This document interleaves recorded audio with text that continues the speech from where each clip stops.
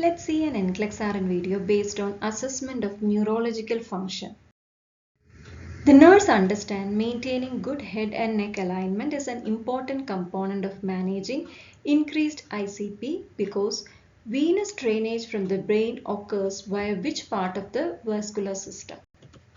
Internal carotid arteries, external carotid arteries, internal jugular veins, external jugular veins. So here the question is regarding the venous drainage from the brain.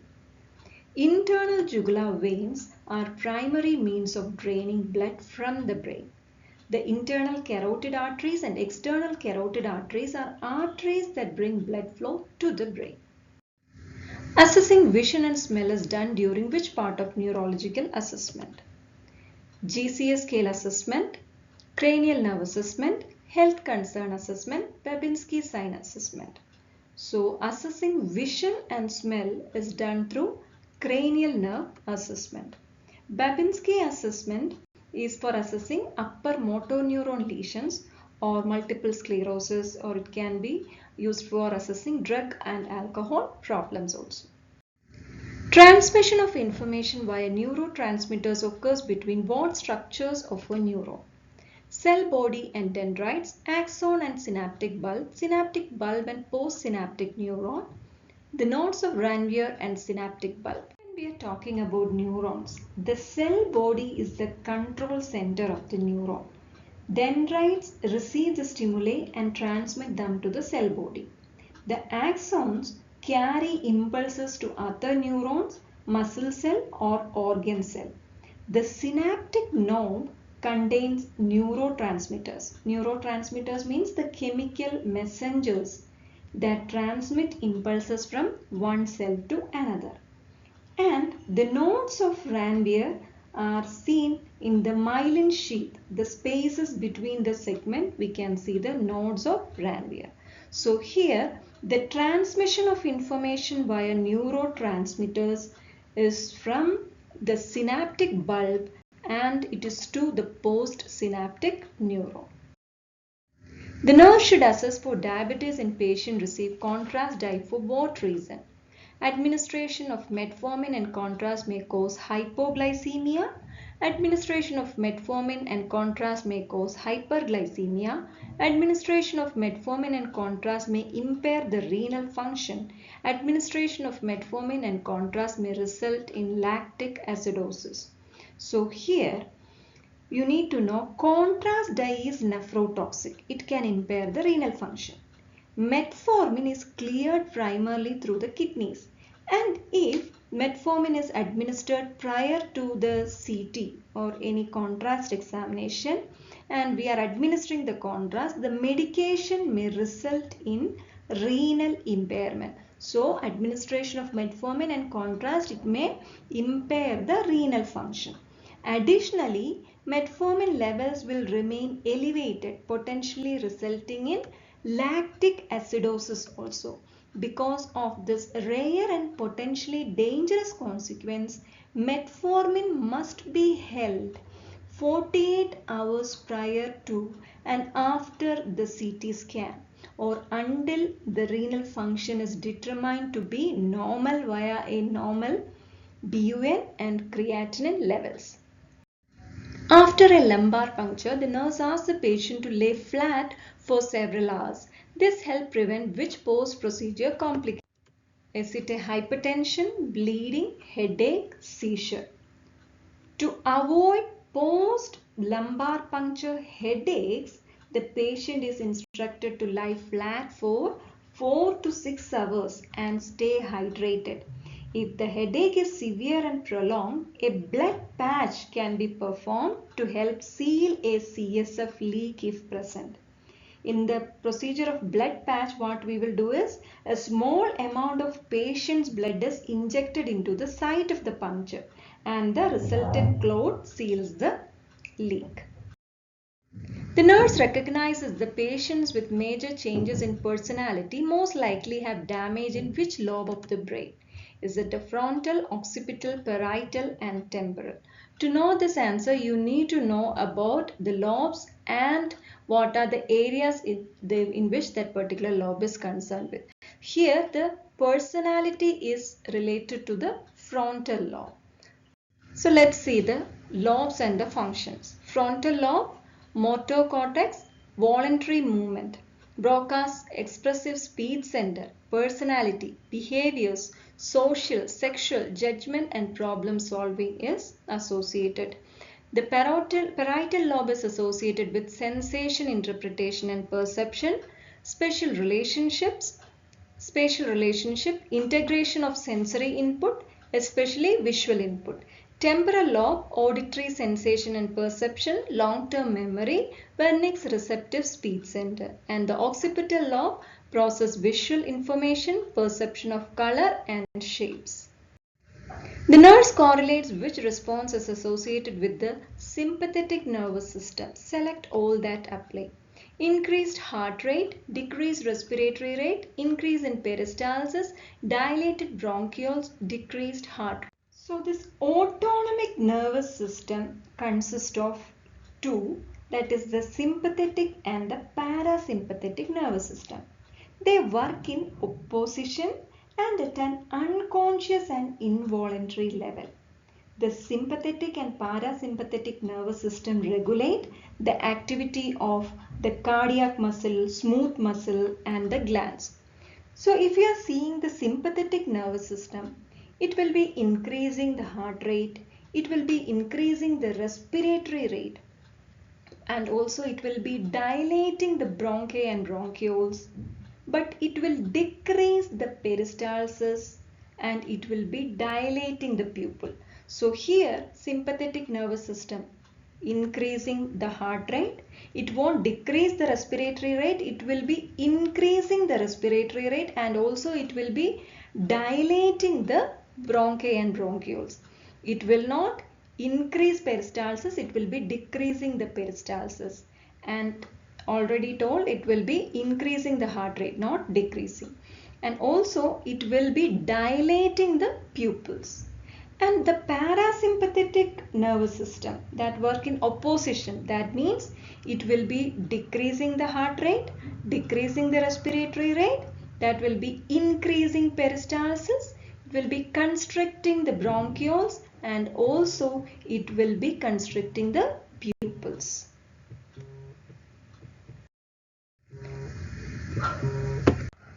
Assessment of the physical appearance, comprehensive medication list review, reassurance that all will be okay, review of alcohol and drug use, review of risk. So the nurse is performing the initial interview of the patient because of the neurological complaint. So here you need to assess for the physical appearance of the patient, see the gait changes or any consciousness and all.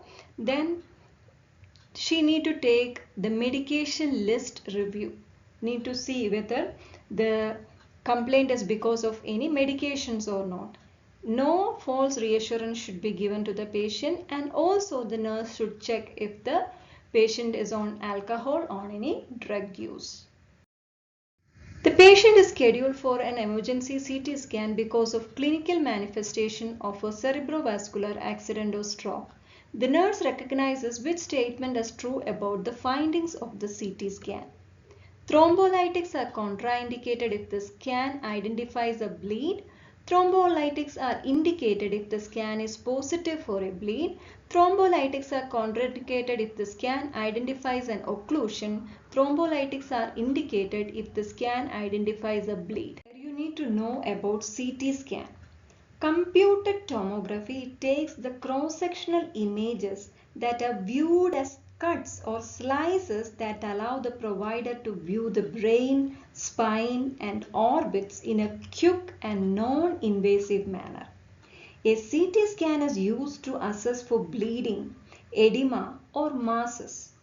It is a required screening test for a patient with a suspected ischemic stroke or to rule out the hemorrhagic stroke prior to receiving a thrombolytic therapy.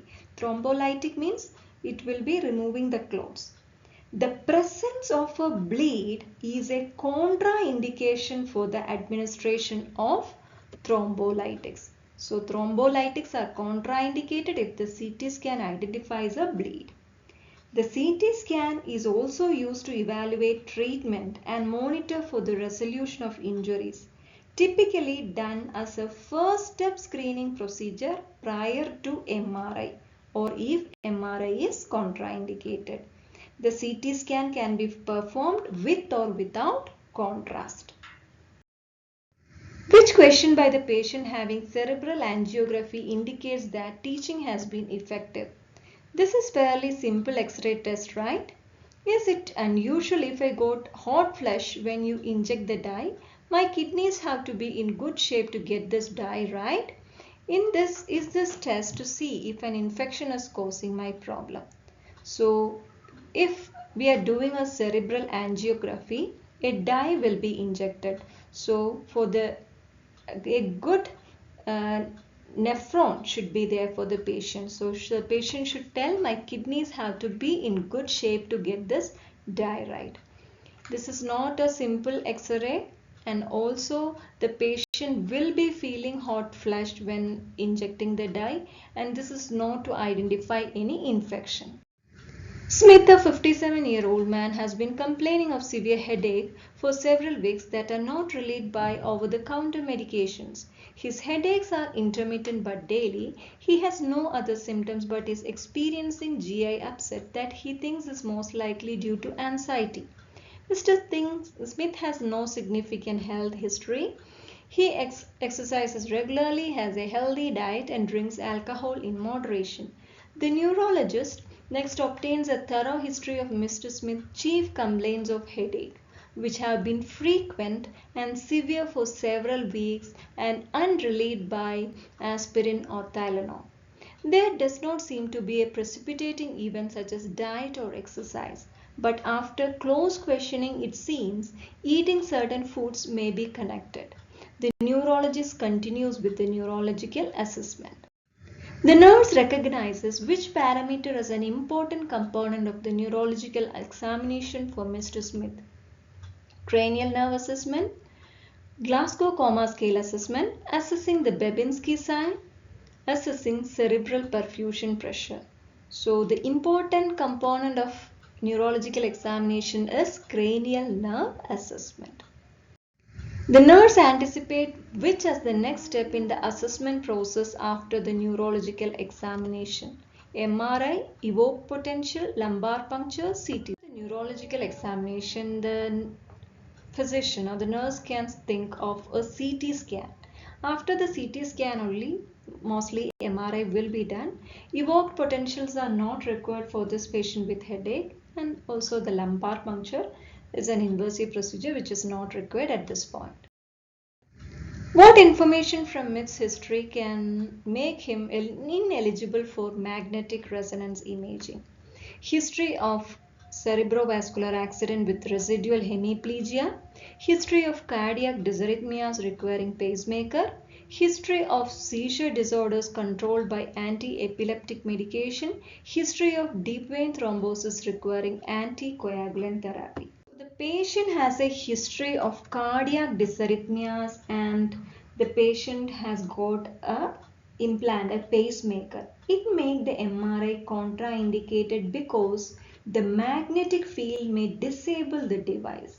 So we need to screen the patient before MRI for the presence of any metal objects such as key, watches, credit cards or phones prior to the examination. Metal may interfere with the magnetic field and may also be a safety hazard. Based on Mr. Smith's complaints of persistent headache, the nurse assessed for other signs of increased ICP, which finding may also be associated with increased ICP. Change in level of consciousness, tachycardia, diaphoresis, hypotension. So patient with increased ICP, they can demonstrate symptoms of change in level of consciousness, vomiting, headaches and seizures. Late symptoms will be the alterations in vital signs, but the vitals will be like there will be increase in BP.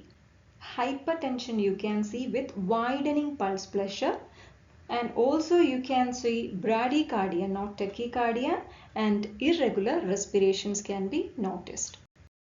The nurse's role in the overall patient assessment process include which of the following actions? Select all that apply.